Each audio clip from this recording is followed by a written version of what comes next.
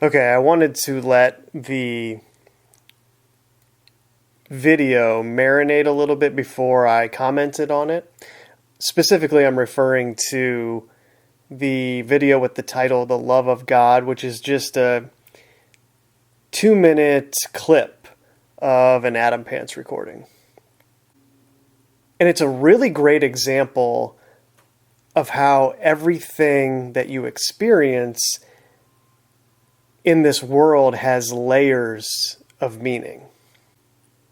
And I'll get into that in a second, but first I just want to point out how the rational mind fights against stories like this. One of the first things that the logical part of you does is it thinks of all the things that it's experienced in this world, especially if you've spent time in the Northeast of the United States of America or any big city, really, anywhere in the world. You will experience something similar to this, where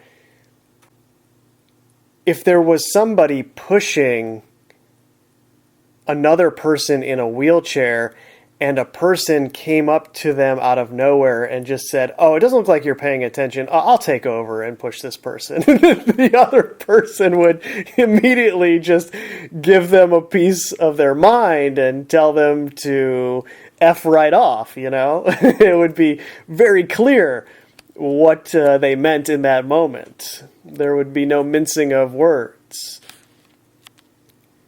So you hear Jonathan relay that story initially, and you think, well, yeah, that's kind of silly. You walked right up to somebody who was doing something, and they're not expecting someone to try to remove them from the situation. That's just kind of outside the realm of what's acceptable socially most of the time.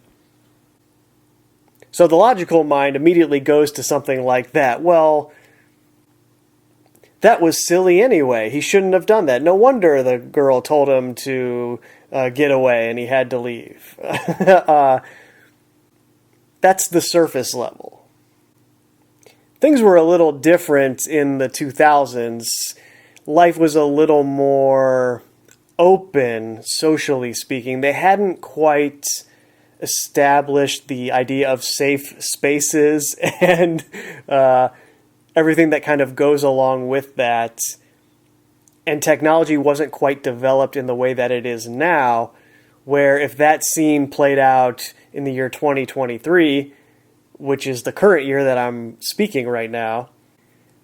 But anyway, somebody today, if that happened, they would whip out their phone and start live streaming and say, "Oh my gosh, this person, look at him, look, get a good look at him. They tried to take over from my volunteering of pushing around this handicapped individual. And oh, by the way, I do that. I'm a very good person, in case you guys weren't aware. But look at this person. Look what they're trying to do.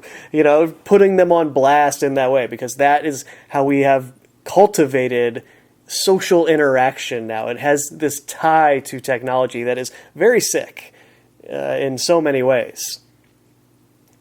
It's disturbing in so many ways, too. Internet culture is kind of seeping into real life in a way that is seriously affecting the ability of human beings to be social with each other. As it is with most things in this world, it's called social media, and it makes us less and less social in the process of consuming it. Everything is flipped on its head here, reversed in some kind of way. That isn't what it seems on the surface, really. So I went off on a tangent there. Getting back to what I wanted to discuss about the layers that exist with everything. The deeper meaning in that story that Jonathan relayed is a metaphor for the situation that all of us are in. The girl in the wheelchair is the very essence of your being. It's who you really are. It's the mirror of spirit that is embedded within you. And the girl who's pushing that around, in control of it, in the real world, is that facade that you put up around yourself, that we all do. We're trained to do it from birth. Our name, what that name means as it relates to our personality, what we've been told we are and what we've been told that we are not. The traumas that we experience, the great things that we experience. All of that coalescing together into the identity that is you, your personality. And Jonathan, in that scene, the person walking up to the girl pushing the wheelchair, represents the love of God, as the title of the recording indicates. It might as well be God itself. And what does it do? It sees that you are distracted. It sees that you're on your cell phone. And I don't mean that literally. I just mean you are distracted. Though, of course, it could be literal. But you get what I'm saying. You're distracted by the persona you have built up around who you really are beneath all of that. And the love of God is always there, trying to reach you. And it comes to you in a certain moment when you're really distracted and you're not paying attention to what matters. And it comes to you in a way that you probably don't recognize because you're not discerning everything that's going on around you. You're not looking for things like that. And it comes to you in that moment and says, oh, hey, it looks like you're distracted. I'll push you around, to the girl in the wheelchair. I'll push that real part of you around right now. And you turn it away, unaware of who you just turned away. You're not aware in the moment because you're not connected to that part of you to see what had just presented itself. And so you push it away. And I would imagine even that which we refer to as God, that which created us, in those moments gets a little frustrated and says, oh, I just wanted to push that fake version of you out of the way so I could get to the part of you that is me. And I'm sure it has those little frustrating moments, like, come on, see what I'm trying to do for you here. But of course, it's so far beyond you and all parts of you that such a reaction is fleeting in every way that something can be fleeting. It's hyper temporary, if that makes sense. And it just says, well, all I could do was love the girl in the wheelchair. All it could do in that moment is love you, the real you, the part that it made in its image and put inside you. That's all it can do in that moment, and it walks away. And then the part of you that's disconnected from everything, that blocked God's access in that moment, goes home that night and before you fall asleep, thinks of the question, why does everything happen to me in the way that it does? I don't think God's real. Where is God at? There's so much suffering going on here. My life is falling apart in so many ways. This place is evil. And you don't even realize that you pushed God away 3 hours earlier because you're not connected to life enough to understand the signs as they present themselves in this way. In other words, your rational, logical mind will look at a story like that and try to poke holes in it because your rational, logical mind is connected most of the time to that collective view that has been programmed into you by society, because society dictates what is rational and what is logical. Society dictates the norm, so anything that goes against the conventional wisdom of the norm is viewed as wrong or crazy in some kind of way. Accordingly, that part of you hears a story like this and thinks, oh, there's no way that that could be real and that actually happened. And it's like, well, I hope you see how whether or not it actually happened is completely irrelevant. That story could be totally made up. Of course, I don't think that it is. Why would you lie about something like that? There's no reason to lie about anything. So why would you lie about that? But because everything has layers to it, it doesn't even matter if it was real. It doesn't even matter if he retold that story in a way that wasn't 100% accurate in terms of the exact events that transpired, every little detail. Maybe there were a few details that he just forgot as he retold the story. I mean, we all do that every time we try to retell a story. That's why eyewitness testimony is not considered direct evidence in a court of law. It's circumstantial only because it's inherently unreliable.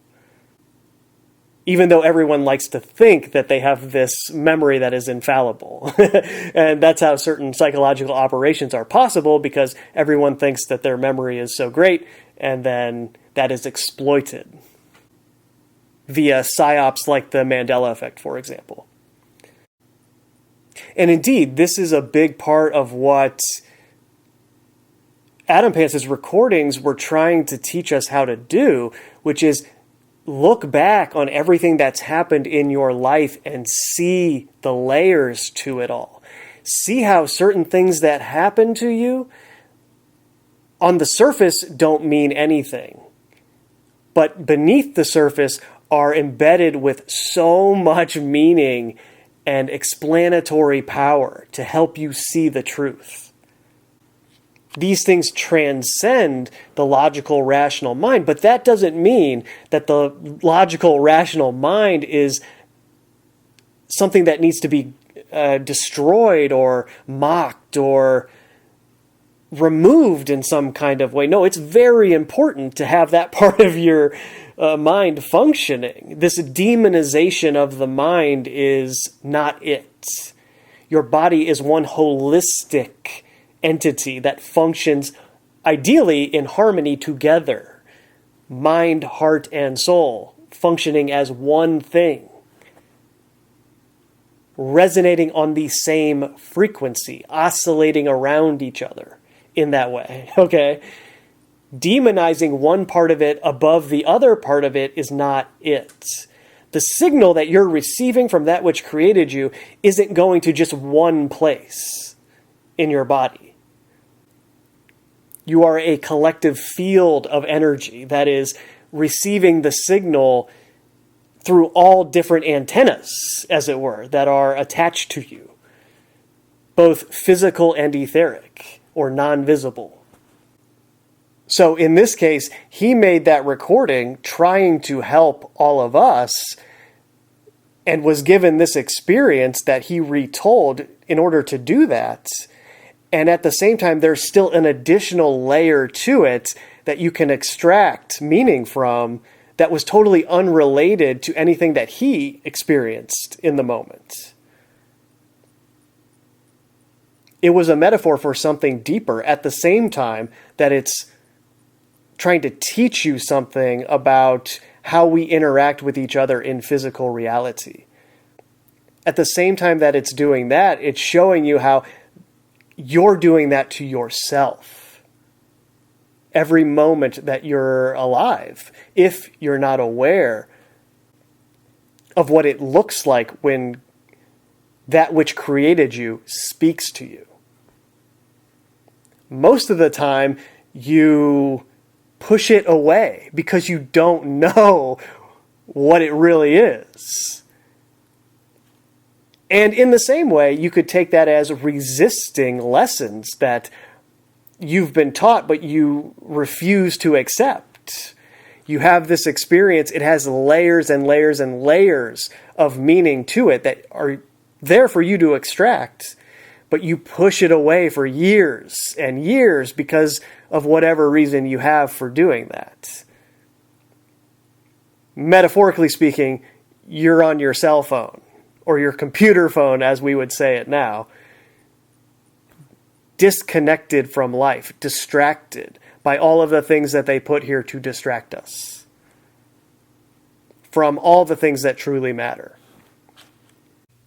On the surface level, that interaction is just three human beings having an experience together. One of them is trying to reach a handicapped human being and is prevented from doing so because of all of the societal norms that exist along these lines. It's a scenario that could play out anywhere on planet Earth on any given day. When you look at it a little deeper, though, you see how, this is a metaphor, whether it was intended to be explained as a metaphor or not, for what you are actually doing to yourself. These are all different parts of you that are interacting with each other in your mind and body through your stream of consciousness. You have your outward persona that is your personality, your identity that you've come to believe is you.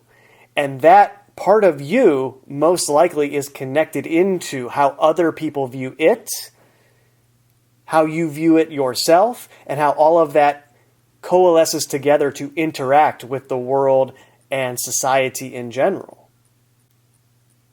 And that part of you blocks God from reaching that which is inside of you, that is a reflection of creation itself. That's the spark of life that is within all of us, that makes life worth living, sharing that spark in all the ways that it can be shared. I mean, there are endless possibilities. This is what art truly is when it is expressed correctly. Why would you use that spark of life to share some dark image with someone else? No, art is supposed to be inspiring in that way. That which created you knows that you are under mind control, and it tries to reach that part of you that is designed to connect into it, and you block it. You push it away. You have all kinds of reasons for why that can't happen in whatever moment that it tries to do so. Sometimes just because you're blissfully unaware of your own ignorance, as the saying goes. But now think of it even a little deeper than that. Viewed collectively, the problem on this planet, that is, humanity is under mind control. That which is in control here is the equivalent of that outward persona, your personality, in the prior layer of meaning, the prior metaphor, where you are blocking yourself from that which created you. One level deeper, you have collective humanity being blocked via the way that the mind is plugged into civilization and everything that it believes along those lines. So what does God do in that situation? Well, it tries to speak to all of us, and like the scene that Jonathan expressed in that moment, it comes upon the handicapped girl in the wheelchair and attempts to do so, but it is blocked. It can't get through in that moment because of what has been set up here. In other words, it knows that all it can do is love you in that moment and walk away. It can't force itself. Well, it thought to itself, you know what I'll do? I'll send myself, a piece of me, into a human body to interact with all the other human bodies that can't see clearly enough to know when I am attempting to show them what love is, what I am, what is inside of them also. I'll send myself in there. And it, via a human body, will tell everyone what is going on. And because it's coming through that vessel, it will be more well understood. And my frequency will come through that vessel in a way that is undeniable and irrefutable. There will be nothing that the metaphorical, distracted human pushing the girl in the wheelchair can do to push away God in that moment. Though it will try, of course. But when it is truly felt what it is, there is nothing that can be done. And it's just all of humanity that needs to learn that lesson to understand what it is. It needs to have that experience to understand what it is. And eventually the truth will be undeniable to all via this process. And it should be obvious what exactly I'm referring to that happened a couple thousand years ago along these lines and has continued from that point. So hopefully that made sense. I just wanted to go into that a little bit deeper so you understood why I posted it in the first place. Okay? That's it for now. Later.